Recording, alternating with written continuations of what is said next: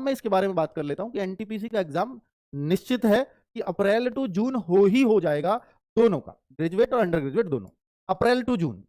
ये निश्चित है। लेकिन ग्रुप डी अभी क्लियर नहीं है, लेकिन ग्रुप डी का इतना क्लियर है कि जुलाई से पहले कोई उम्मीद नहीं है। जुलाई इसलिए कह रहा हूं कि इसके बीच कोई फॉर्म भी नहीं है तो ये कैटेगरीज के हैं जो अभी चल रही है, कोई टीचर है, कोई बहुत सारी लैब असिस्टेंट है, तो उस टाइप के फॉर्म है, तो वो हो सकता है कि वो जुलाई में एग्जाम ले लिया जाए और ये जुलाई लास्ट या अगस्त में भी चला जाए। पर जुलाई से पहले कोई चांस ग्रुप डी का नहीं है और ना इसका कोई अभी इनपुट मिला है कि ये तब एग्जाम कराया जा सकता है। तो ग्रुप डी के लिए मैं आपको कोई फेक प्रॉमिस नहीं करने वाला हूं यहाँ अभी। एनटीपीसी में जीएस में, देखिए मैं एनटीपीसी की बात करने आया हूं इस वीडियो में, तो ज्यादातर बातें एनटीपीसी की ही करूंगा। तो एनटीपीसी में जीएस में साइंस पर विशेष फोकस करें। हालांकि साइंस बहुत सारे बच्चे सिर्फ ग्रुप डी को मान करके पढ़ते हैं, भाई ग्रुप डी में साइंस अच्छी आएगी और वहां क्वेश्चन का वेटेज अच्छा होता है एक ही एग्जाम में, इसलिए साइंस को बहुत गहनता से पढ़ा जाता है, न्यूमेरिकल वगैरह सब देखे जाते हैं। पर भाई मैं आपको इतना बता रहा हूं कि देखिए 40 क्वेश्चन तो आपके एनटीपीसी में जीएस के आते हैं पहले पेपर में, दूसरे में आते हैं 50 क्वेश्चन जीएस के। और जब जब 40 क्वेश्चन की बात करते हैं तो हम यहाँ एक्सपेक्ट करते हैं 1/4 हिस्सा साइंस का आएगा, बाकी history, geography, polity, current affair सब कुछ रहेगा। लेकिन 10 क्वेश्चन आप 40 में एक्सपेक्ट कर लीजिए और यहाँ आप 12 से 15 क्वेश्चन तक एक्सपेक्ट कर सकते हैं कि साइंस आपको पढ़ना पड़ेगा। तो ये जो साइंस का रोल है ना, ये बड़ा इंपॉर्टेंट हो जाता है एनटीपीसी में। तो एनटीपीसी वाले बच्चे अगर जीएस में किसी चीज से घबराते हैं तो वो साइंस से घबराते हैं, क्योंकि उन्होंने साइंस को,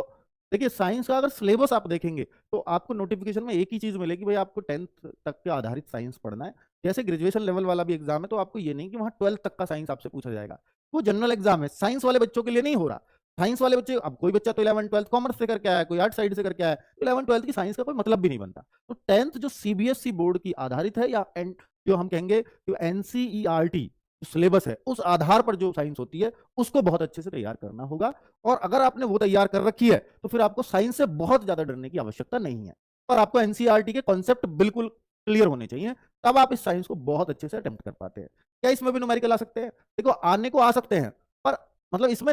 ना के बराबर ही चांस रहते हैं कि एनटीपीसी में कोई न्यूमेरिकल के क्वेश्चन देखने को मिले, पर ऐसी कोई कंडीशन नहीं है कि न्यूमेरिकल नहीं आ सकता, और न्यूमेरिकल कोई बहुत बड़ी चीज होती भी नहीं है। और बच्चे लगातार पूछते हैं कि भैया ये न्यूमेरिकल बहुत बड़ी, और न्यूमेरिकल भाई आप थोड़ा बहुत मैथ जानते हो, एक आध फॉर्मूले आपको एक्स्ट्रा साइंस में याद रखने पड़ जाते हैं, बस वो फॉर्मूले पुटा करने आने चाहिए, फिर आपको सबसे आसान न्यूमेरिकल ही लगेगा साइंस में। ये थ्योरी उसके मुकाबले फिर भी बहुत मुश्किल होती है।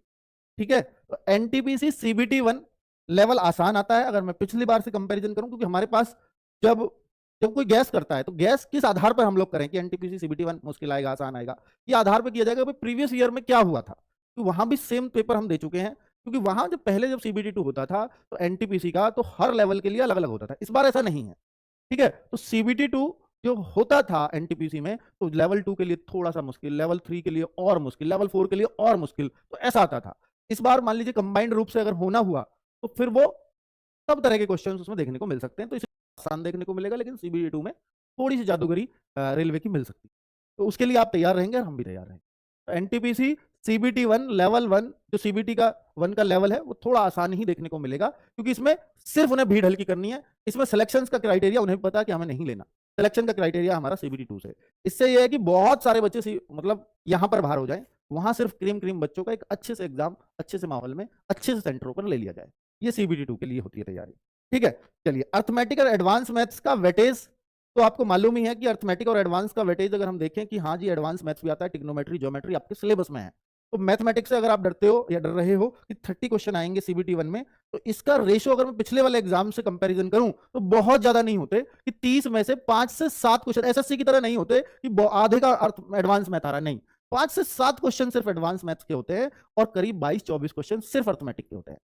ठीक है, चलिए आगे, तो भाई इसको भी आप उस हिसाब से प्रिपरेशन कर सकते हैं। तो एडवांस को कितना समय देना है वो अब आप पर डिपेंड करता है, लेकिन एक बात ध्यान रखना, 1/3 की नेगेटिव मार्किंग, एसएससी वाले बच्चे थोड़ा इस बात का जरूर ध्यान रखना कि 1/3 की जो नेगेटिव मार्किंग होती है खतरनाक होती है। 1/4 1/3 में वैसे दिखने में फर्क नहीं आता, लेकिन जब नंबर घटते हैं ना 1/3 जब आप गलती करते हो तो आप बहुत ज्यादा लॉस करके आ रहे होते हो अपना। तो इस पर आप मतलब मैथ रीजनिंग पे अगर आप श्योर हैं तो ही इसको लगाएं, इस पर तुक्का मारने की बिल्कुल कोशिश ना करें। लेकिन जीएस में अगर आप 2 ऑप्शन में कंफ्यूज है ये तो लगा दो, 3 में कंफ्यूज हो तो बिल्कुल मतलब।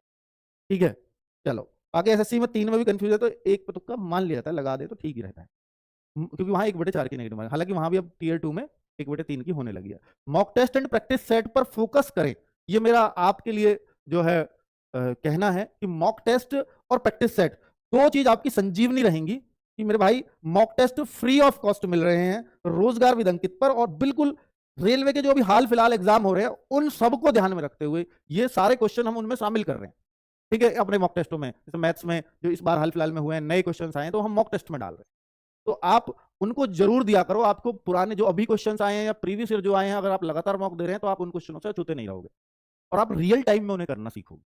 ठीक है। तो रियल टाइम में करना ही असली करना है, मतलब आपके सामने जब टाइम का प्रेशर हो, वो करना ही असली करना होता है, ठीक है। तो ये चीजें इसमें अगर अगर आपसे नहीं होंगे तो मॉक टेस्ट में भी सॉल्यूशंस है और आपको ये पता चलेगा रैंक के हिसाब से कि आप कहां चल रहे हैं।